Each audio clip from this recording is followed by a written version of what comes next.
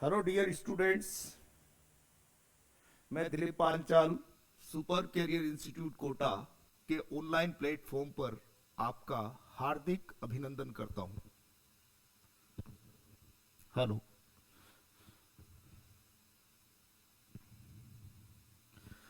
तो पिछली क्लास में हम लोगों ने हुंड्स रूल के बारे में डिस्कस किया, ठीक है।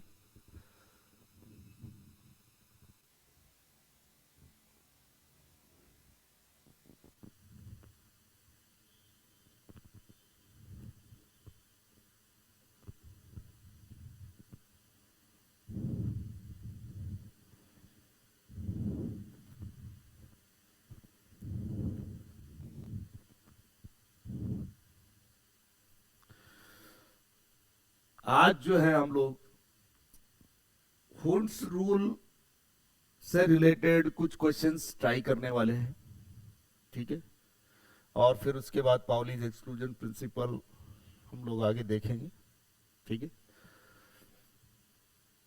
देखिए, एस सबसेल की बात अगर करें, एस सबसेल की बात करें तो एस सबसेल एक ही ऑर्बिटल से बना होता है, ठीक है। एक ही कमरे वाला मकान है, तो जब एक ही कमरे वाला मकान है तो उसमें मैंने बोला S1 के लिए हुंड रूल नीडेड है कि नहीं है, S1 कॉन्फ़िगरेशन के लिए। तो एक स्टूडेंट क्लॉकवाइज, एक स्टूडेंट ज्यादा टैलेंटेड हो चाहे कम टैलेंटेड हो, वो रख देंगे, 3,000 रुपये मिलेगा मकान मालिक को, ठीक है। तो क्लॉकवाइज एंटी क्लॉकवाइज कैसे भी लिख सकते हो, ऐसे लिखो चाहे ऐसे लिखो, मिलना 3,000 रुपया है। ऐसे लिखोगे तब भी कि मकान मालिक को 3,000 रुपये ही मिलेगा। तो कितना पैसा मिल रहा है यहाँ पर, 3,000 रुपये। इस सिचुएशन में भी कितना रुपया मिल रहा है, कितना पैसा मिल रहा है, 3,000 रुपये। तो कोई फायदा या कोई नुकसान नहीं है, तो यहाँ पर हुंड्स रूल नीडेड नहीं है। दोनों ही करेक्ट है, ऐसे लिखो तो भी करेक्ट, ऐसे लिखो तो भी करेक्ट, दोनों ही सिचुएशन करेक्ट है S1 कॉन्फ़िगरेशन की। तो बोल देंगे Hund's rule is not needed, Hund's rule is not needed for S1 configuration, for S1 configuration। S1 configuration के लिए हुंड्स रूल नीडेड नहीं है, ठीक है। ऐसे आप अगर देखें S2 कॉन्फ़िगरेशन की अगर मैं बात करूं तो S सबसेल तो एक ही ऑर्बिटल से बना होता है, S सबसेल तो एक ही ऑर्बिटल से बना होता है। अब हुंड अगर दिमाग लगाना भी चाहे तो क्या दिमाग लगा पाएगा? वो सोचे कि एक ये दो स्टूडेंट हैं, इनसे दो स्टूडेंट को अलग अलग कमरों में रख दूं और एक स्टूडेंट से 3,000 रुपये ले लूं, दूसरे स्टूडेंट से भी 3,000 रुपये ले लूं और 6,000 रुपये मिल जाए मुझे total.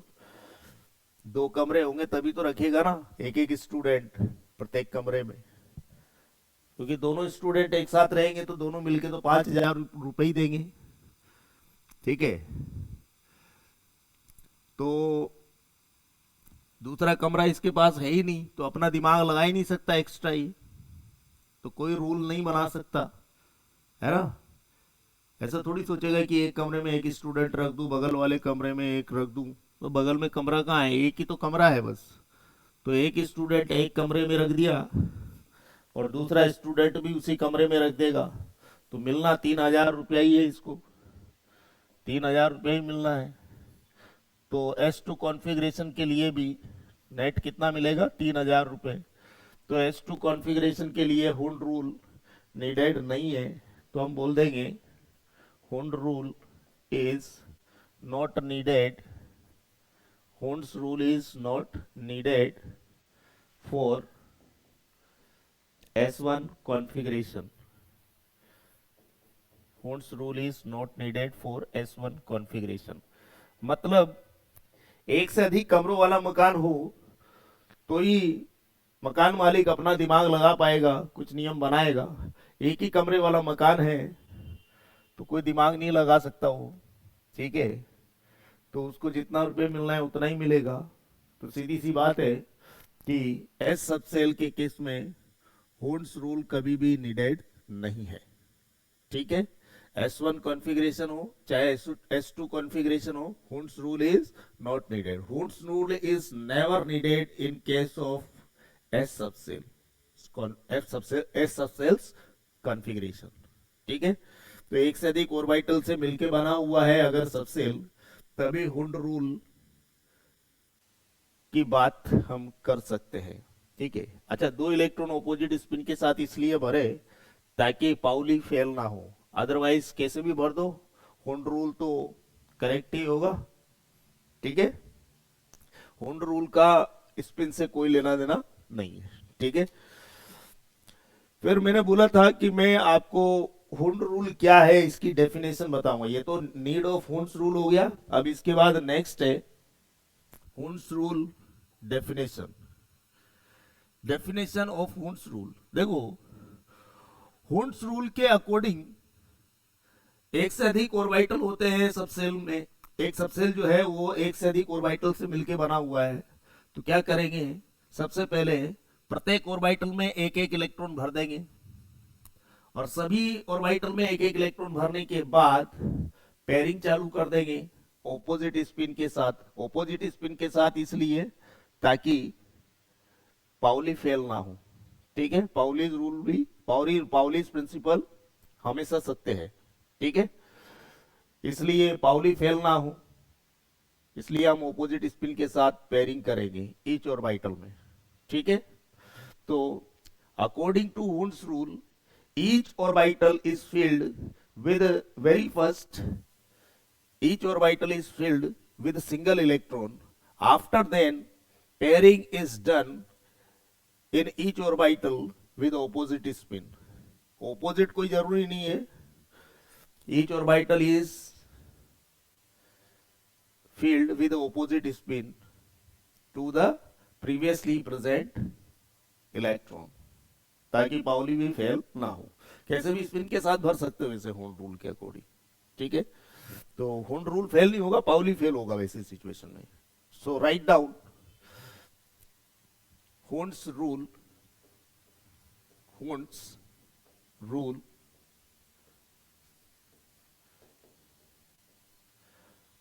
according to Hund's rule, according to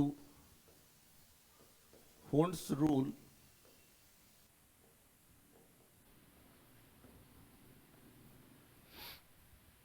each orbital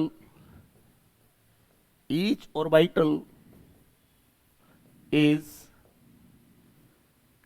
accommodated,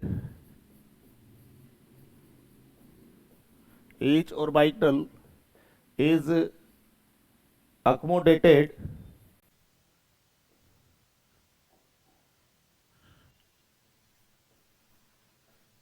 with single electron, with single electron. After then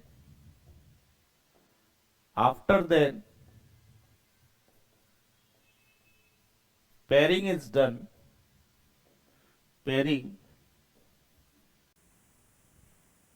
is done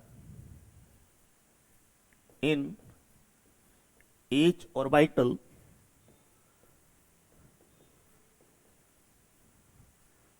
of the same subcell, of the same subcell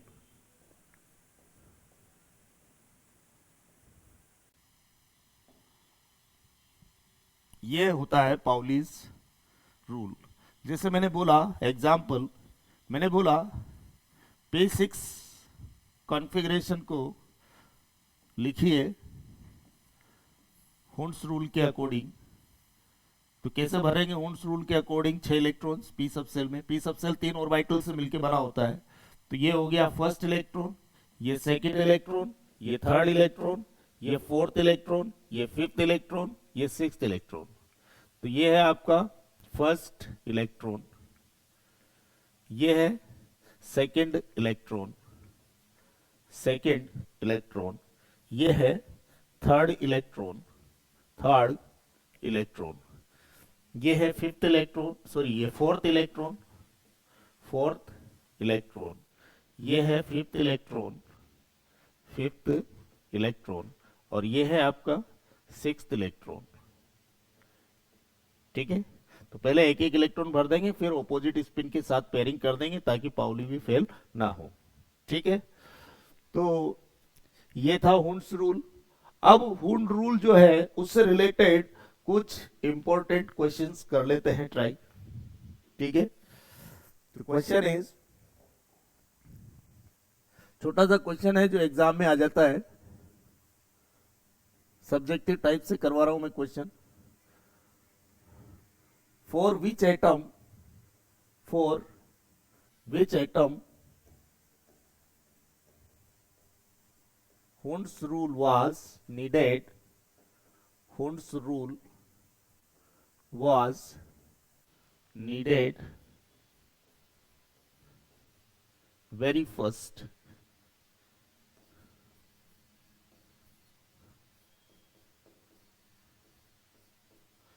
कौन से एटम के लिए सबसे पहले हुंड रूल की आवश्यकता हुई? तो देखो सॉल्व करते हैं। एग्जाम्पल लेते हैं, सबसे पहला एटम हाइड्रोजन, जिसका एटॉमिक नंबर 1 है। इसमें एक इलेक्ट्रॉन होगा, एक प्रोटॉन होगा, नंबर ऑफ प्रोटॉन होगा 1, और नंबर ऑफ इलेक्ट्रॉन भी कितना होता है इसमें? 1। न्यूट्रल एटम है, जितने प्रोटॉन उतने इलेक्ट्रॉन, Z हमेशा नंबर ऑफ प्रोटॉन के इक्वल। एक इलेक्ट्रॉन है तो इलेक्ट्रॉनिक कॉन्फ़िगरेशन होगा इसका 1s1। तो s1 कॉन्फ़िगरेशन के लिए हुंड रूल नीडेड नहीं है, तो यहां लिख देता हूं मैं, Hund's rule is not needed, Hund's rule is not needed. तो हाइड्रोजन एटम के लिए हुंड रूल की आवश्यकता नहीं है। फिर दूसरा एग्जांपल लेते हैं हीलियम। हीलियम का एटॉमिक नंबर होता है 2, इसमें नंबर ऑफ प्रोटॉन होंगे 2 और नंबर ऑफ इलेक्ट्रॉन भी होंगे 2। तो 2 इलेक्ट्रॉन है, तो इलेक्ट्रॉनिक कॉन्फ़िगरेशन कैसे लिखा जाएगा? इलेक्ट्रॉनिक कॉन्फ़िगरेशन लिखेंगे 1s2। s2 कॉन्फ़िगरेशन के लिए भी हुंड रूल नीडेड नहीं है, तो यहां लिख देंगे Hund's rule is not needed, Hund's rule is not needed. तो हीलियम एटम के केस में भी हुंड रूल नीडेड नहीं है। अगला तीसरा एटम लेते हैं लिथियम, जिसका एटॉमिक नंबर 3 है। Next is lithium, atomic number is 3, number of proton 3, number of electron 3। 3 electron कैसे होंगे? 1s2 2s1। तो s1 के लिए भी हुंड रूल नीडेड नहीं है, तो यहां लिख देंगे Hund rule is not needed. तो लिथियम के केस में भी हुंड रूल नीडेड नहीं है। अगला एटम लेते हैं, नेक्स्ट एटॉमिक नंबर है 4। एटॉमिक नंबर 4 होता है बेरिलियम का, number of proton 4, number of electron 4। 4 electron है, तो इलेक्ट्रॉनिक कॉन्फ़िगरेशन होता है इसका 1s2 2s2। s2 कॉन्फ़िगरेशन है, तो यहां भी हुंड रूल नीडेड नहीं है, तो बेरिलियम के केस में भी क्या बोलेंगे? Hund rule is not needed, Hund rule is not needed, Hund's rule is not needed. Beryllium के बाद नेक्स्ट आता है आपका बोरोन, जिसका एटॉमिक नंबर 5 है। तो नेक्स्ट लेते हैं boron, atomic number is 5, number of proton is 5, number of electron is also 5।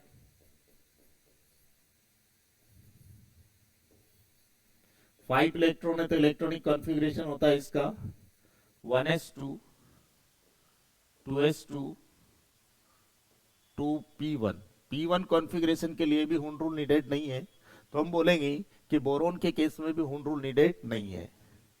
Hund's rule is not needed, Hund's rule is not needed for, Hund's rule is not needed, boron के case में भी Hund's rule needed नहीं है। ठीक है। Next atomic number 6 होता है carbon atom का। इसमें नंबर ऑफ प्रोटॉन होते हैं 6 और इसमें नंबर ऑफ इलेक्ट्रॉन भी होते हैं 6, क्योंकि न्यूट्रल एटम है तो जितने प्रोटॉन की संख्या उतनी ही इलेक्ट्रॉन की संख्या होगी। और जेड तो हमेशा नंबर ऑफ प्रोटॉन के इक्वल होता ही है। 6 इलेक्ट्रॉन है तो इलेक्ट्रॉनिक कॉन्फ़िगरेशन होगा इसका 1s2 2s2 2p2। p2 के लिए हुंड रूल नीडेड होता है, मालूम है आपको। तो पहली बार कौन से एटम के केस में हुंड रूल की आवश्यकता हुई? कार्बन के लिए। ठीक है, तो यहां लिख देंगे Hund's rule is needed, Hund's rule is needed. तो हमारा आंसर क्या हो गया? हमारा आंसर हो गया कि सबसे पहले कौन से एटम के लिए हुंड्स रूल की आवश्यकता हुई। तो एक एक एटॉमिक नंबर बढ़ाते गए, चेक करते गए और सबसे पहले कहां जरूरत पड़ी हुंड्स रूल की? कार्बन एटम के लिए। तो आंसर हो गया हमारा carbon. Answer is carbon atom, carbon atom जिसका एटॉमिक नंबर होता है 6। ठीक है, तो कार्बन एटम के लिए हुंड्स रूल की आवश्यकता सबसे पहली बार पड़ी। ठीक है, हुंड्स रूल की आवश्यकता हुई सबसे पहली बार किसके लिए? कार्बन एटम के लिए। ये तो वेरी फर्स्ट किसके लिए नीड हुई है हुंड्स रूल की, इस टाइप का क्वेश्चन था। अब अगला क्वेश्चन लेते हैं कि हुंड रूल कहां, कौन से एटम के लिए नीडेड है। ठीक है, हुंड्स रूल कौन से एटम के लिए नीडेड है? तो नीडेड तो किसी भी एटम के लिए हो सकता है जहां पर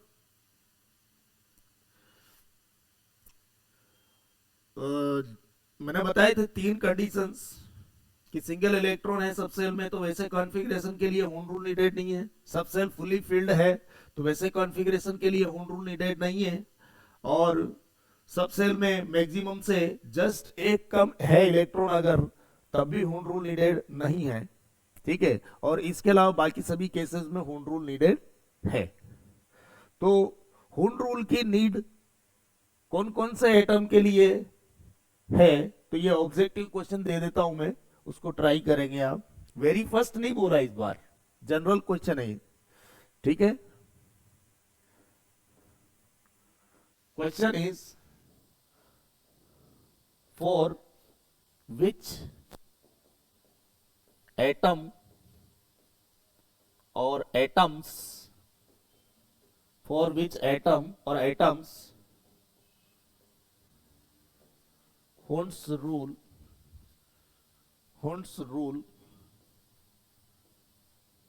is needed। 4 ऑप्शन दे रखे हैं। पहला ऑप्शन दे रखा है हाइड्रोजन, दूसरा ऑप्शन दे रखा है कार्बन, तीसरा ऑप्शन दे रखा है नाइट्रोजन और चौथा ऑप्शन दे रखा है नियोन। तो देखो कार्बन का एटॉमिक नंबर 1 होता है, सॉल्व करते हैं। सॉरी, हाइड्रोजन है, हाइड्रोजन का एटॉमिक नंबर होता है 1, एक इलेक्ट्रॉन होगा इसमें और एक प्रोटॉन होगा। Electronic configuration 1s1। Hund rule needed नहीं है। यहां लिख रहा हूं मैं नीड ऑफ हुंड रूल, तो S1 के केस में हुंड रूल नीडेड नहीं है, तो हाइड्रोजन एटम पर हुंड रूल नीडेड नहीं है।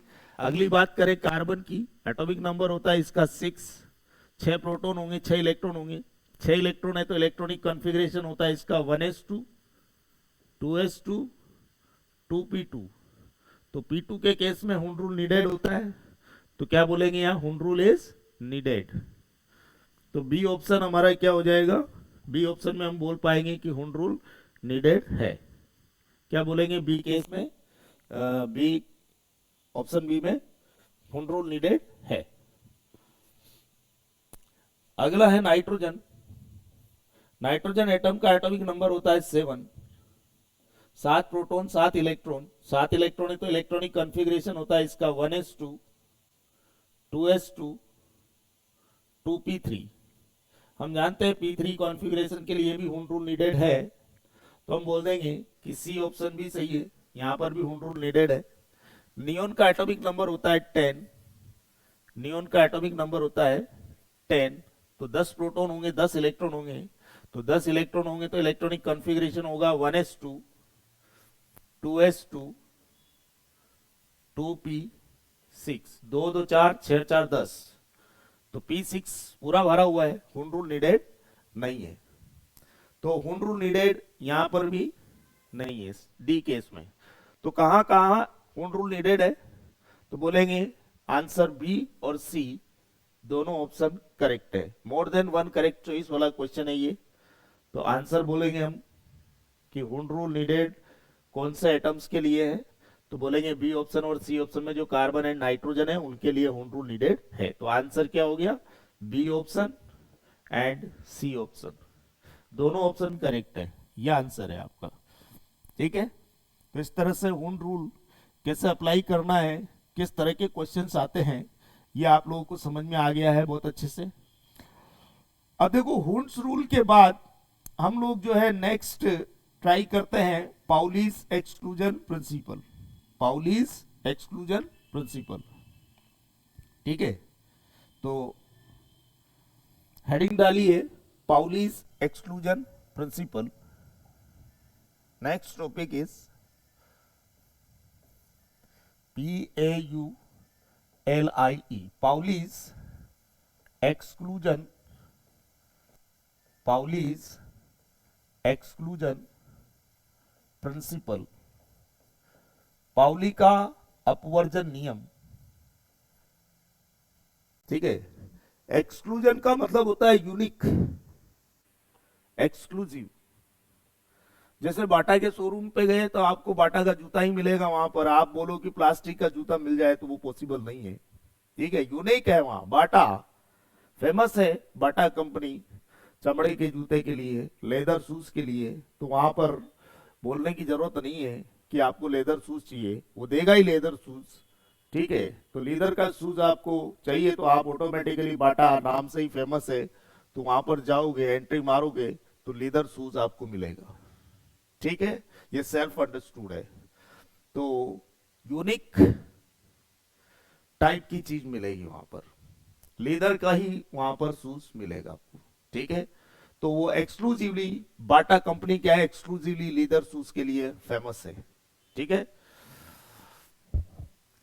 तो इसी तरह से पाउलीज एक्सक्लूजन प्रिंसिपल, तो पाउलीज प्रिंसिपल जो है वो भी एक तरह का एक्सक्लूसिव प्रिंसिपल है, यूनिक प्रिंसिपल है। और इसका मतलब ये है कि ये प्रिंसिपल जो है हमेशा सत्य है, ये प्रिंसिपल हमेशा सत्य है, ये गलत नहीं है कभी भी, ठीक है। जैसे अगर बोले कि सन जो है ईस्ट में राइज होता है, सन जो है ईस्ट डायरेक्शन में राइज होता है, तो ये एक रूल है, और ये रूल होता है, रूल हमेशा सत्य होता है, ठीक है। तो ये कैसा रूल है? एक्सक्लूसिव रूल है कि ऐसा हमेशा सत्य है, ठीक है, यूनिक। ऐसे ही पाउलीज प्रिंसिपल भी एक्सक्लूजन प्रिंसिपल है, ठीक है, पाउलीज एक्सक्लूजन प्रिंसिपल। तो देखो पाउली ने क्या बोला, पाउली ने ये बोला कि एक ही एटम में मौजूद, एक ही एटम में मौजूद कोई भी 2 इलेक्ट्रॉन है, उन 2 इलेक्ट्रॉन्स की 4 क्वांटम नंबर्स जो होगी, उन 4 क्वांटम नंबर्स के जो सेट होंगे उन दोनों इलेक्ट्रॉन्स के लिए, वो सेट, वो दोनों सेट कभी भी सेम नहीं हो सकते, आइडेंटिकल नहीं हो सकते। दोनों सेट में से कम, दोनों सेट में कम से कम किसी एक क्वांटम नंबर की वैल्यूज तो डेफिनेटली डिफरेंट होगी ही होगी, ठीक है। यह है पाउलीज एक्सक्लूजन प्रिंसिपल। तो क्या बोले हम लोग कि according to Pauli's principle the values the sets of the values of all the four quantum numbers for any two electrons present in the same atom cannot be same simultaneously, but at least the values of at least one quantum number but the values of at least one quantum number will definitely be different. So write down, according to Pauli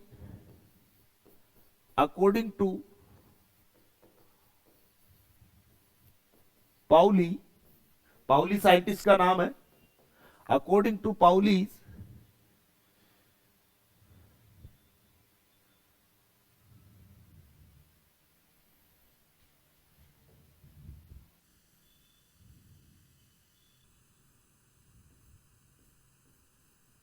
the sets of four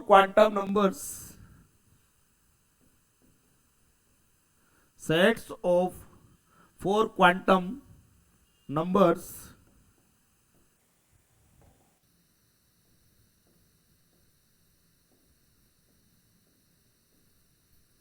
for any two electrons for any two electrons for any two electrons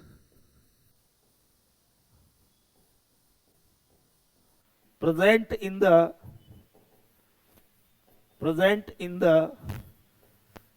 same atom मतलब एक ही atom है, present in the same atom cannot be same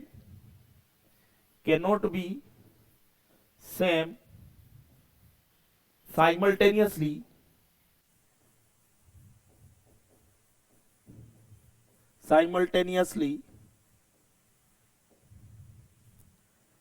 but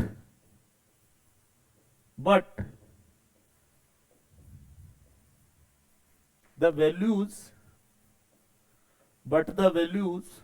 of at least one quantum number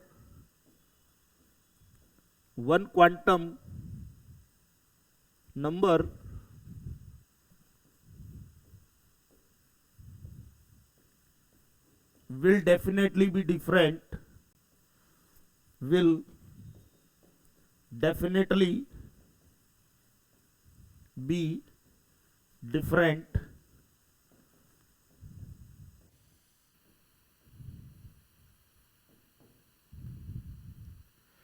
तो एक ही atom में मौजूद कोई भी दो इलेक्ट्रॉन की चार क्वांटम नंबर्स के जो सेट होते हैं वो आपस में सेम नहीं हो सकते, बल्कि कम से कम एक क्वांटम नंबर की वैल्यूज तो डेफिनेटली डिफरेंट होगी। एक से अधिक क्वांटम नंबर्स की वैल्यूज भी डिफरेंट हो सकती है, एटलीस्ट बोला मैंने, कम से कम एक क्वांटम नंबर की वैल्यूज तो डिफरेंट जरूर होगी, और ये हमेशा सत्य है। अब देखिए एक बात और कि पाउलीज एक्सक्लूजन प्रिंसिपल किस प्रकार के एटम के लिए वैलिड है, किस एटम के लिए वैलिड है। तो देखो हाइड्रोजन एटम की अगर बात करें तो हाइड्रोजन एटम पर पाउलीज एक्सक्लूजन प्रिंसिपल नहीं लगाया जा सकता, क्योंकि पाउली ने बोला कि एक ही एटम में दो इलेक्ट्रॉन को कंपेयर करना है। तो बेटा हाइड्रोजन एटम में तो होता ही एक इलेक्ट्रॉन है, दो इलेक्ट्रॉन कहां से कंपेयर कर लोगे? सेम एटम में, एक ही एटम में प्रेजेंट कोई भी दो इलेक्ट्रॉन जो हो उनको कंपेयर करने के लिए है पाउलीज एक्सक्लूजन प्रिंसिपल। ठीक है, तो सिंगल इलेक्ट्रॉन वाले एटम के लिए पाउलीज एक्सक्लूजन प्रिंसिपल की बात नहीं की जा सकती। ठीक है, तो जैसे हाइड्रोजन की बात हम नहीं कर सकते, लेकिन हीलियम की बात तो कर सकते हैं, क्योंकि हीलियम में तो 2 इलेक्ट्रॉन होते हैं। ठीक है, तो 2 या 2 से अधिक इलेक्ट्रॉन है तो वहां पर हम पाउलीज एक्सक्लूजन प्रिंसिपल का डिस्कशन कर सकते हैं और वो हमेशा सत्य होगा। तो हीलियम एटम का एटॉमिक नंबर होता है 2, इसमें नंबर ऑफ इलेक्ट्रॉन होते हैं 2 और नंबर ऑफ प्रोटॉन होते हैं 2 और नंबर ऑफ इलेक्ट्रॉन भी होते हैं 2। न्यूट्रल एटम है, इसलिए प्रोटॉन की संख्या जितनी इलेक्ट्रॉन की संख्या भी उतनी होगी। Z हमेशा नंबर ऑफ प्रोटॉन के इक्वल होता है। 2 इलेक्ट्रॉन है तो इलेक्ट्रॉनिक कॉन्फ़िगरेशन होता है इसका 1s2। अब देखो S सबसेल एक ही ऑर्बिटल से बना होता है, यह है 1s, इसमें 2 इलेक्ट्रॉन है, दोनों इलेक्ट्रॉन ऑपोजिट स्पिन के साथ भराई में आएंगे। तो देखो ये जो इलेक्ट्रॉन है, मैंने बताया था आपको कि एक ही ऑर्बिटल में दोनों इलेक्ट्रॉन कभी भी सेम स्पिन के नहीं होते, दोनों इलेक्ट्रॉन कैसे होते हैं, एक दूसरे के ऑपोजिट स्पिन के साथ। ठीक है, तो ये है आपका फर्स्ट इलेक्ट्रॉन, ये second electron, this is first electron and this is second electron. तो फर्स्ट इलेक्ट्रॉन के लिए और सेकंड इलेक्ट्रॉन के लिए चारों quantum numbers n, l, m, s, 4 quantum numbers का सेट हम यहां पर लिख देंगे। यहां पर भी n, l, m तथा s, 4 क्वांटम नंबर्स का एक सेट हो गया है, यहां पर भी लिखेंगे।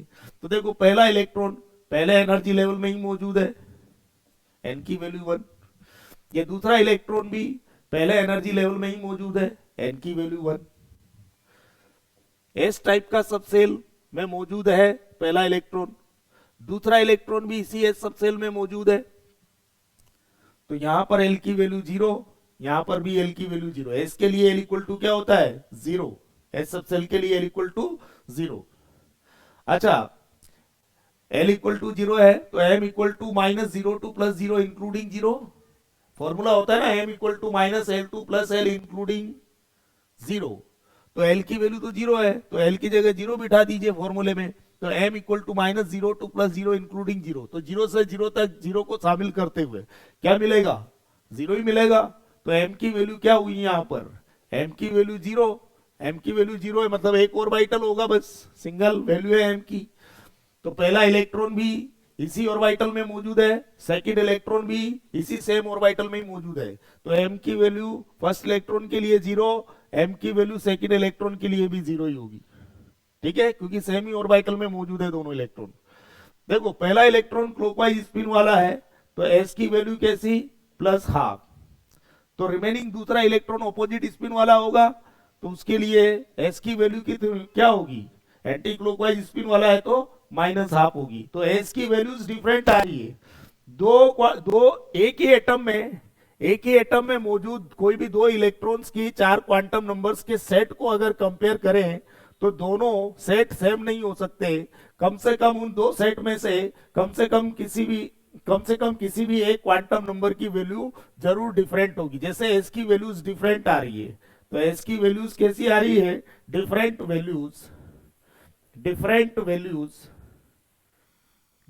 वैल्यूज आ रही है स्पिन क्वांटम नंबर की। तो हम बोल देंगे सो पाउली इज ट्रू। तो हम बोल सकते हैं कि पाउली सत्य है, पाउली इज ट्रू। तो Pauli's exclusion principal, exclusion word इसीलिए यूज किया गया है क्योंकि ये प्रिंसिपल जो है हमेशा ही सत्य है। ठीक है, और एग्जांपल आप ले सकते हो चाहे तो,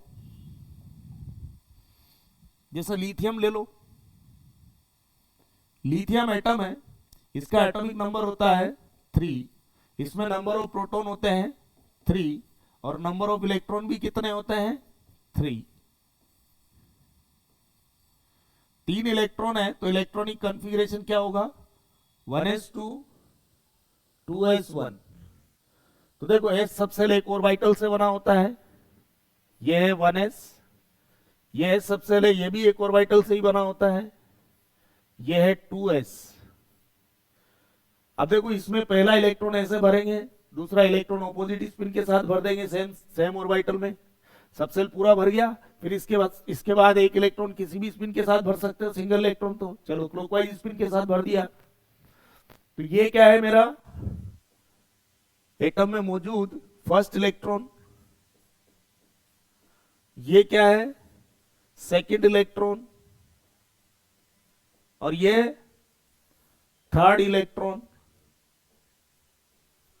तो एक ही एटम में एक से अधिक इलेक्ट्रॉन मौजूद है, एक से अधिक इलेक्ट्रॉन्स मौजूद है, तो कोई भी दो इलेक्ट्रॉन की चार क्वांटम नंबर्स जो होंगी उनको कंपेयर कर सकते हो आप। जैसे पहले इलेक्ट्रॉन के लिए बात करूं एन, एल, एम, एस की, और दूसरे इलेक्ट्रॉन के लिए बात करूं एन, एल, एम तथा एस की। कोई भी दो इलेक्ट्रॉन ले सकते हो, या पहला तीसरा ले लो या दूसरा तीसरा ले लो। जो तीसरे के लिए लिख देता हूं एन, एल, एम, एस। तो पहला इलेक्ट्रॉन के लिए एन की वैल्यू क्या है, पहले एनर्जी लेवल में मौजूद है पहला इलेक्ट्रॉन भी, तो एन की वैल्यू 1। दूसरा इलेक्ट्रॉन भी पहले एनर्जी लेवल में मौजूद है, यहां भी एन की वैल्यू 1। चलो एस सबसेल में मौजूद है तो एल की वैल्यू, दोनों इलेक्ट्रॉन पहला दूसरा एस सबसेल में मौजूद है तो एल की वैल्यू 0, एस के लिए एल इक्वल टू 0 होता है। दूसरा इलेक्ट्रॉन भी इसी सबसेल में मौजूद है एस सबसेल में, एल इक्वल टू 0।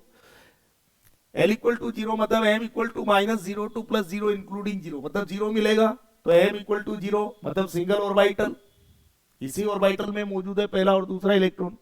तो एम की वैल्यू पहले इलेक्ट्रॉन के केस में भी 0, दूसरे इलेक्ट्रॉन के केस में भी 0। पहला इलेक्ट्रॉन क्लॉकवाइज स्पिन होगा तो दूसरा इलेक्ट्रॉन डेफिनेटली एक ही ऑर्बिटल में, दोनों इलेक्ट्रॉन तो ऑपोजिट स्पिन वाले होंगे। तो एस की वैल्यू फर्स्ट इलेक्ट्रॉन के लिए +½ और सेकंड इलेक्ट्रॉन के लिए एस की वैल्यू क्या है -½ ये दोनों ऑपोजिट साइन की होगी एस की वैल्यूज। तो यहां पर ये डिफरेंट वैल्यूज आ गई। तो इन दो इलेक्ट्रॉन को कंपेयर करो, फर्स्ट एंड सेकंड को, लिथियम एटम में मौजूद दो इलेक्ट्रॉन को कंपेयर करो, तो ये एस की वैल्यूज डिफरेंट आ रही है, तो पाउली ट्रू हो गया। चलो इस इलेक्ट्रॉन की बात करें अगर, तो एन की वैल्यू क्या है, एन इक्वल टू 2। एल की वैल्यू क्या है, एस सबसेल में मौजूद है, एल इक्वल टू 0। एम की वैल्यू क्या है, एस सबसेल है तो एल इक्वल टू 0 होगा। तो एम की वैल्यू -0 टू +0 इंक्लूडिंग 0, मतलब 0 मिलेगी, एक ही ऑर्बिटल होगा इस सबसेल में, ठीक है। तो एम की वैल्यू क्या होगी यहां पर थर्ड इलेक्ट्रॉन के लिए 0। अब क्लॉकवाइज या एंटी क्लॉकवाइज कैसा भी हो सकता है सिंगल इलेक्ट्रॉन, तो एस की वैल्यू या तो +½ या -½ जैसे क्लॉकवाइज है तो +½ लिख देता हूं मैं, ठीक है। तो देखो यहां पर अगर मैं पहले और तीसरे इलेक्ट्रॉन को कंपेयर करूं तो एक ही एटम में मौजूद कोई भी दो इलेक्ट्रॉन को कंपेयर कर लो। जैसे फर्स्ट और थर्ड इलेक्ट्रॉन को कंपेयर करूं, फर्स्ट और थर्ड इलेक्ट्रॉन को कंपेयर करूं अगर मैं, तो एन की वैल्यूज डिफरेंट आ रही है, पाउली ट्रू हो गया। एल की वैल्यू सेम है, एम की वैल्यू सेम है, एस की वैल्यू सेम है, कोई दिक्कत नहीं है, पाउली ट्रू है। चलो आप फर्स्ट सेकंड और थर्ड इलेक्ट्रॉन को कंपेयर कर लो, लिथियम एटम में मौजूद सेकंड एंड थर्ड इलेक्ट्रॉन को कंपेयर कर लो, तो क्या बोलेंगे, एन की वैल्यूज डिफरेंट आ रही है, पाउली तो ट्रू हो गया। एटलीस्ट एक क्वांटम नंबर की वैल्यूज भी डिफरेंट हो गई तो पाउली ट्रू हो गया। एल की वैल्यू सेम, एम की वैल्यू सेम, एस की वैल्यूज डिफरेंट आ रही है, सेम भी हो सकती है, सेम स्पिन वाला एंटी क्लॉकवाइज वाला लिख देता तो, बट कम से कम एक क्वांटम नंबर की वैल्यूज तो डिफरेंट आ रही है ना। तो यहाँ पर तो दो क्वांटम नंबर्स की वैल्यूज डिफरेंट आ रही है, तो एक से अधिक क्वांटम नंबर की वैल्यूज भी डिफरेंट आ रही है, तो भी क्या है, पाउली ट्रू है। तो क्या बोलेंगे, एटलीस्ट एक क्वांटम नंबर की वैल्यूज तो डिफरेंट होगी ही सही, ठीक है। कम से कम बोला मैंने, कम से कम एक क्वांटम नंबर की वैल्यूज तो डिफरेंट होगी सही, एक से अधिक क्वांटम नंबर की वैल्यूज भी डिफरेंट हो सकती है, इसका मतलब ये है। तो पाउलीज प्रिंसिपल क्या होगा, ट्रू होगा, और एक ही एटम में मौजूद होने चाहिए वो दोनों इलेक्ट्रॉन जिनको कंपेयर कर रहे हैं। तो पाउली इज ट्रू, समझ में आई। तो इस केस में भी पाउली इज ट्रू, तो पाउली हमेशा ही सत्य है। तो इस तरह से हमने पाउलीज एक्सक्लूजन प्रिंसिपल के बारे में जानकारी ली। तो ये आपका पाउलीज एक्सक्लूजन प्रिंसिपल भी कंप्लीट हो गया है। इसके बाद हम लोग जो है chemical bonding and chemical bonding से रिलेटेड कुछ बातें करेंगे, कोवेलेंट बॉन्ड से, कोवेलेंट बॉन्ड की बातें करेंगे हम लोग, नॉन मेटल एटम से रिलेटेड। दो नॉन मेटल एटम्स जो होते हैं उनके पास अनपेयर्ड इलेक्ट्रॉन अगर है तो वो अनपेयर्ड इलेक्ट्रॉन्स पेयर अप होने के लिए एक दूसरे के साथ क्या करेंगे, वो अनपेयर्ड इलेक्ट्रॉन्स शेयरिंग कर लेंगे और पेयर अप हो जाएंगे, ठीक है। और शेयरिंग से जो बॉन्ड बनता है वो बॉन्ड होता है, वो बॉन्ड कहलाता है कोवेलेंट बॉन्ड। तो इसके बारे में हम लोग जो है चर्चा करेंगे नेक्स्ट क्लास में। तो आज के लिए इतना ही, मिलते हैं नेक्स्ट क्लास में। Till then good bye, thank you all.